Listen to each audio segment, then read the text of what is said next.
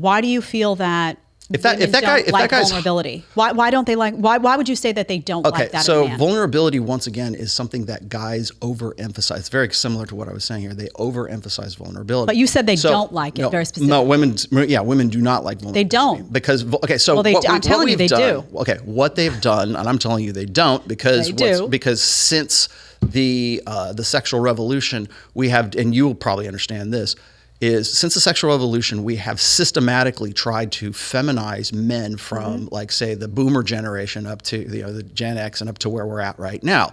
So what's the number one message that we tell them? Be more emotional. Get in touch with your feminine side. Be more like feminize men and masculinize women. Part of that social engineering project that's been going on, experiment really since like 1965, part of that is get in touch with your emotions, express yourself emotionally, be more, to be a more well-rounded, perfect man is to be more like a woman. And that's why I'm saying, so you understand though, there's a big space, a whole lot of space between a feminized man, which I don't think most women want, and a man who's willing to share vulnerabilities. Okay. There's a big space in there, and there's a big difference between a guy. I mean, I don't think you want to turn on The Notebook every night and have your husband cry top to bottom. No, I don't.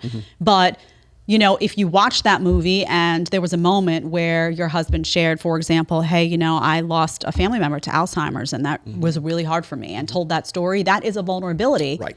But that is something that women want. But that's not game. That's not building up. That's not building equity. That's building the relationship for sure. Now, here's my other point: is building equity. Well, here, let me explain something to you. So when I talk about vulnerability, especially when it comes to like a guy, we were just talking about revealing your notch count and everything, that comes from guys thinking that to get to sex means that they have to be vulnerable, they have to be emotionally available, they have to be comfortable, they have to have everything on the table, they have to be a completely open book. And usually what happens is women get bored of that. They're looking for a guy who's exciting, who's fun, who wants to go skydiving, who wants the date to end up being something that seems almost dangerous.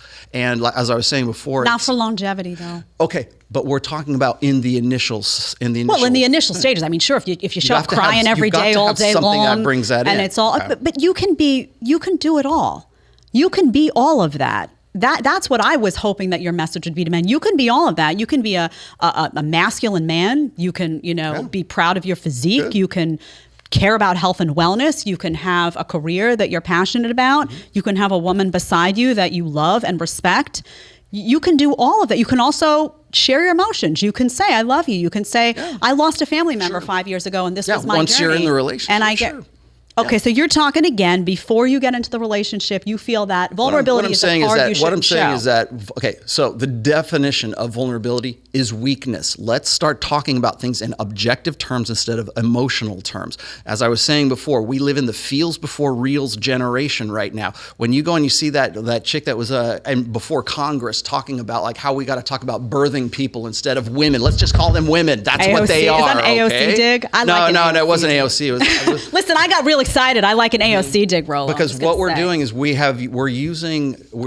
speaking the language of emotionalism when we need to start getting down to brass tacks. Because if we don't, we will not turn. I think there's just a balance. I don't think there's a balance. Okay, yes, there is a balance. And you know what what's completely out of balance is the fact that we are in the feels before reals generation right now, and really have been. I would argue for the last 20 or 30 years.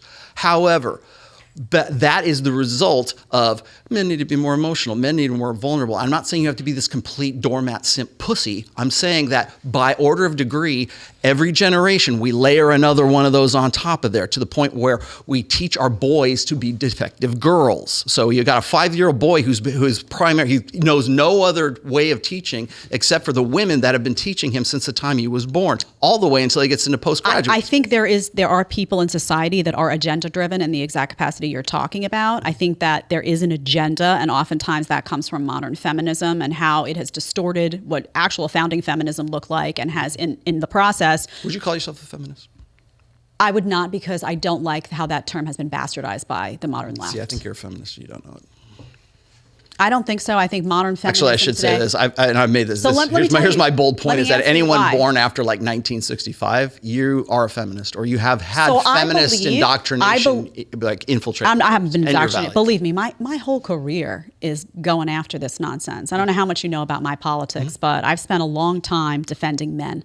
I've spent a long time defending men's honor. I've spent a long time standing up for people like Brett Kavanaugh, who got, criminalized on second one with no evidence because he was a guy. I spent a long time. Me Too was Listen, I spent a long time going after Me Too and a long time going after believe her. No, you need to just gather your evidence and then figure out what's going on. Don't believe a woman on day one because she's a woman. So I spent a long time rallying against this stuff.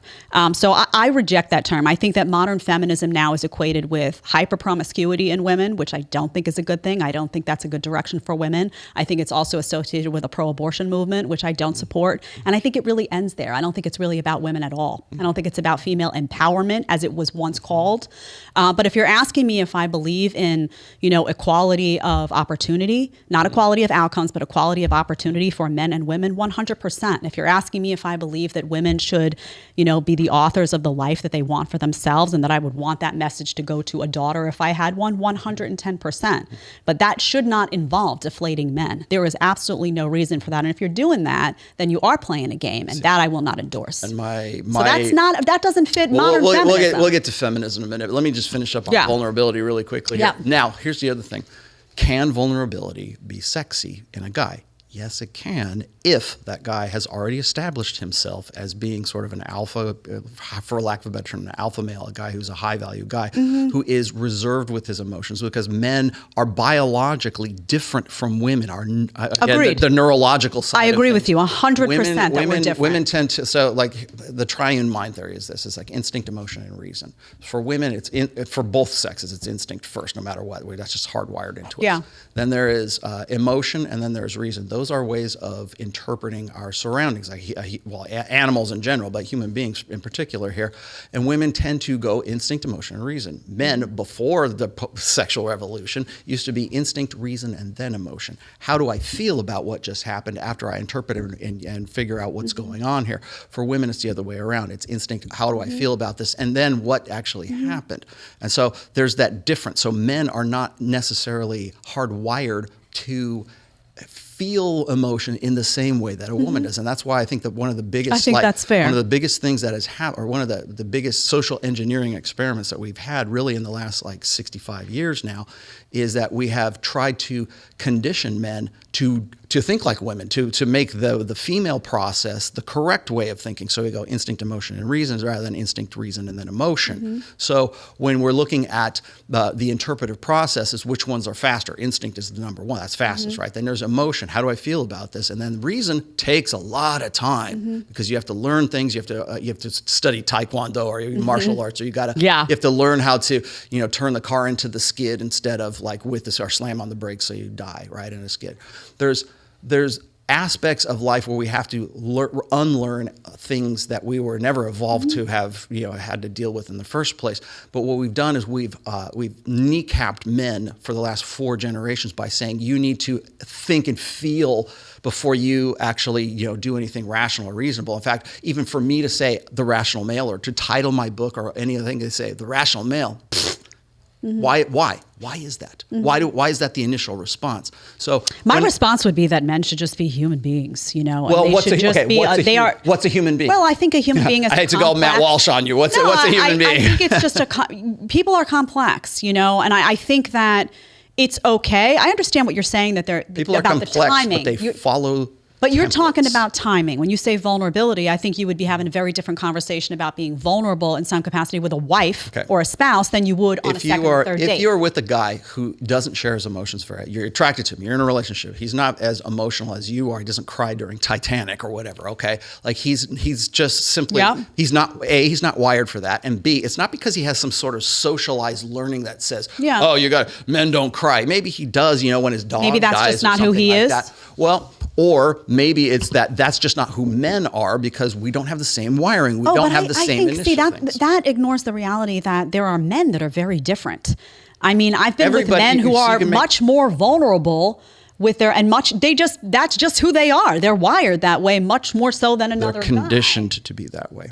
They're not wired that way. I don't know about that. Again, though, I think a lot goes into the way you were raised. I can show you the fMRI studies that show exactly that. Was your dad in the home? What was your dad like? Did you have a father figure? What kind of role did that play? I think all of that comes into play. What that is social constructionism is what that is. And we overly rely on that right now. So I'm not saying that there are actually genetic reasons why a guy could Right. Well, that's exactly. what I'm saying. So there are differences between men genetically and otherwise. My point is this, is that when a guy is not as like emotionally available, let's just say, because that loves that term, right?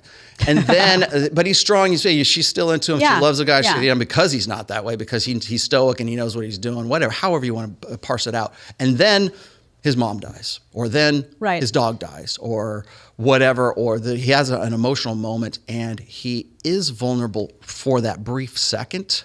That is very sexy for women, because that is the only time that guy whose character is predominantly defined by being not as emotional shows some emotion, and she's the only one that can bring it out, and she's the only one that is there when he's having that. Yes, absolutely, vulnerability can. But that's the problem. Every guy goes, oh, well, if that's sexy, then I'm just going to be as vulnerable as I possibly can, and then more women will like me because of that. That's also then not authentic, though, right? So I think you have to be authentic. You have to be who you are. And it's not only about sexy, though. Men want to out-vulnerable other men. They want to go, well, if that's sexy, then I'm going to be the goddamn vulnerablest man I can possibly be. It's not just about sexy. I think sexy is a word that's really hot when you're first dating someone. But when you're talking about a life partner also, what you really want, I don't care. You're a man, you're a woman. You want a human being. And I know you asked me what that was before, but you want someone who you can go through the ups and downs of life with. And part of that is really experiencing things. Like, I don't think women want someone who's just,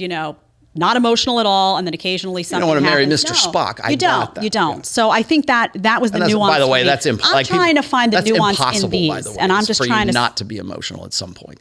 So. Well, there are some men that are very guarded about that for many reasons, and consistently guarded about that, and it becomes then a challenge of like, how do I get that person to open up? And that may be intriguing at first. That will be exhausting very quickly, because ultimately, I think what most women want is someone who is going to. If you're going to share a life with me, then you got to share with me. When you're open up in the long term, yes. But and again, there's a difference between a guy who cries at Titanic and someone who shares a story about their past that has meaning. And the reason why I say that vulnerability is not sexy to women is when it is overly done. Overly done. Okay, again, there's a qualifier there. When you wear your emotions on your sleeve and you're just this poor little wallflower.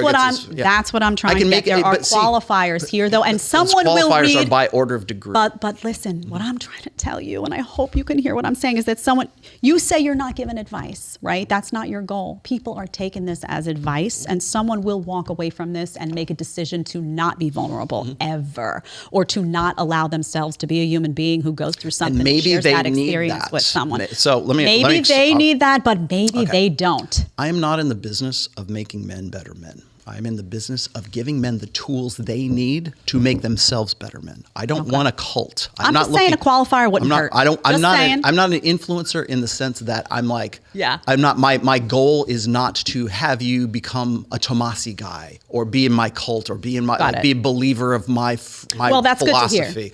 What my goal is to put out and give guys tools. I got you. So that they can use those tools to build a better life. Maybe those guys need that tool because they're like, I've been vulnerable. I've been a pussy for most of my life. And so now, I mean, if you're going to talk about, we're all different. Maybe there's the guy out there who needs to hear this because he says, I've been leading with vulnerability all this time and I don't get a second date because I vomit out my story on the first date. And maybe a qualifier in that would help him to have longevity in that relationship for that woman who wants a real life human. That's all I'm saying. If you like the short clip, you can catch another one here, or you can catch the full episode right here.